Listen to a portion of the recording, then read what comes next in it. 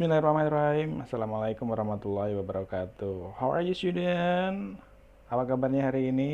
Bapak harap kalian semuanya selalu baik-baik saja, sehat dan semangat dalam belajar.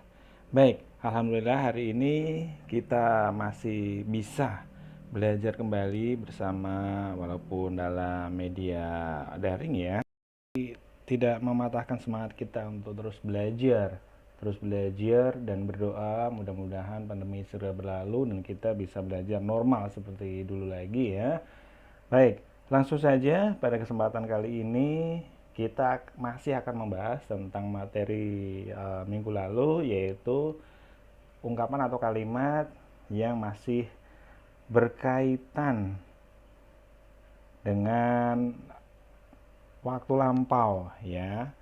Waktu lampau di mana pola kalimat itu menggunakan past tense. Ya. Tapi yang akan kita bahas sekarang lebih fokus kepada jenis kalimat verbal atau yang menggunakan kata kerja.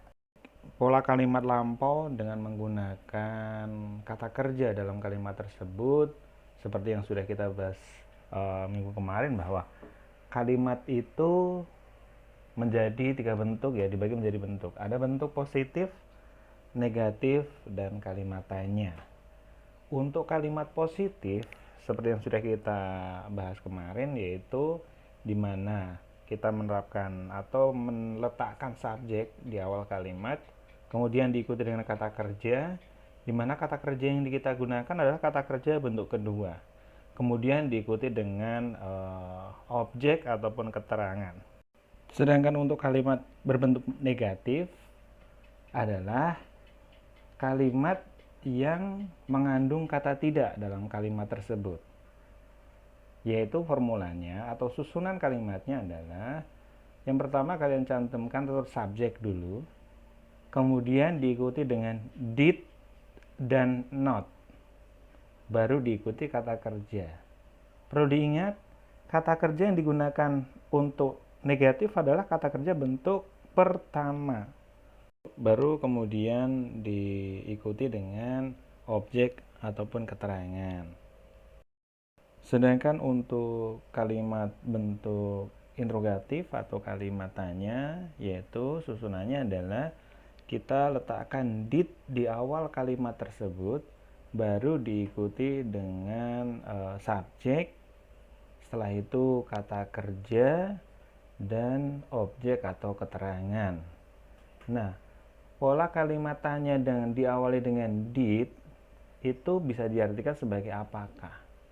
Jadi pola kalimat tanya ini nanti termasuk dengan pola kalimat tanya yang pendek atau short question, atau bisa dikatakan disebut juga dengan yes no question, karena pola kalimat tanya ini mengandung makna apakah.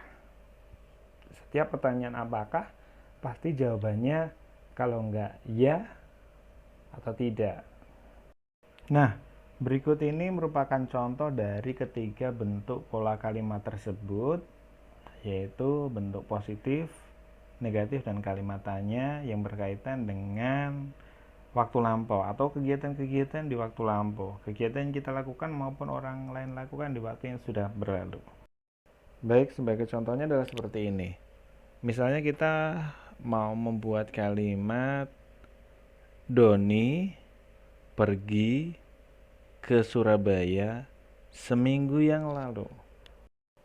Untuk memulainya adalah kita lihat, kita ingat rumusnya atau formulanya adalah, yang pertama cantumkan subjek dulu, kemudian diikuti dengan kata kerja. Kata kerjanya adalah bentuk kedua ya, karena ini kalimat pemberitahuan atau statement yang kategorinya adalah kalimat positif, baru diikuti dengan keterangan. Keterangannya di sini adalah tempat dan waktu.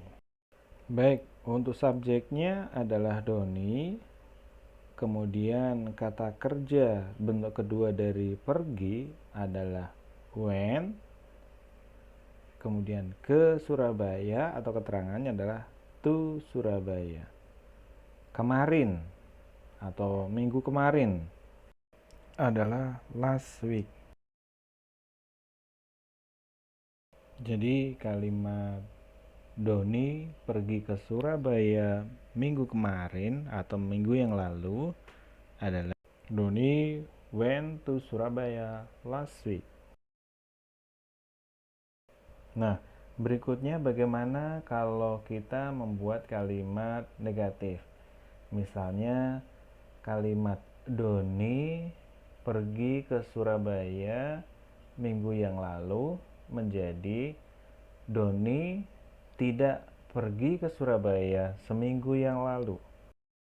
Baik, untuk mengubah kalimat tadi, kita harus ingat formula atau rumus dalam kalimat negatif. Yang pertama, kalian cantumkan subjek. Berikutnya did, kemudian not, kemudian kata kerja bentuk pertama beda dengan positif, kemudian objek atau keterangan. Baik, untuk subjek di sini adalah Doni. Setelah Doni baru did, kemudian not, kemudian kata kerja bentuk pertama yaitu kata kerja bentuk pertama dari pergi adalah go, kemudian diikuti dengan keterangan tempat to Surabaya dan keterangan waktu last week. Jadi kalimat Doni tidak pergi ke Surabaya seminggu yang lalu adalah Doni did not go to Surabaya last week. Berikutnya bagaimana untuk contoh kalimat tanya. Kita bisa ubah lagi dari kalimat negatif tadi menjadi kalimat tanya, di mana dalam kalimat tanya rumus atau formulanya adalah cantumkan did di awal kalimat tanya, kemudian diikuti dengan subjek, diikuti dengan kata kerja. Kata kerjanya untuk kalimat tanya menggunakan kata kerja bentuk pertama, kemudian diikuti dengan keterangan tempat dan waktu. Jadi kalau misalnya dalam kalimat apakah Doni pergi ke Surabaya seminggu yang lalu, itu menjadi did Doni go to Surabaya last week.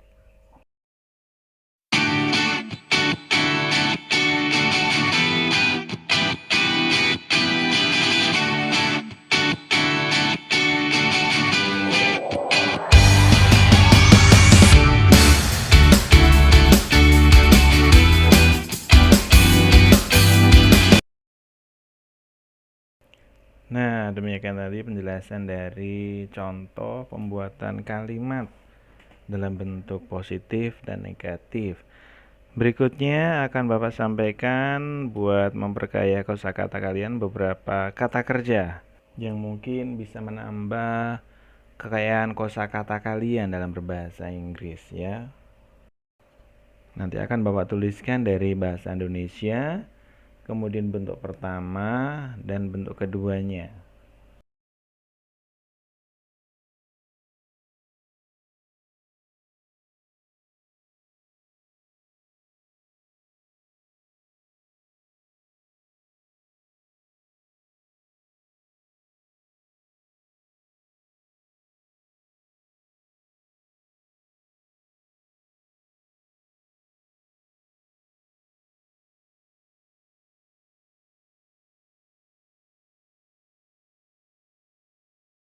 Baik, demikian tadi merupakan materi pembelajaran kita hari ini. Semoga dapat kalian mudah pahami dan bermanfaat.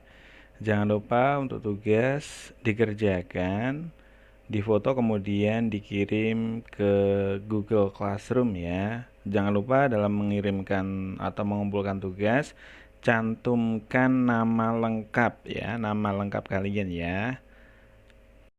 Baik anak-anak, jangan lupa untuk tetap jaga kesehatan dan tetap berdoa sama Allah Subhanahu wa taala, semoga kita senantiasa dikaruniai kesehatan untuk bisa beraktivitas seperti biasanya, dan semoga pandemi ini segera berlalu agar kita bisa belajar secepatnya secara tatap muka. Thanks for your attention and the last I say, wassalamualaikum warahmatullahi wabarakatuh. See you.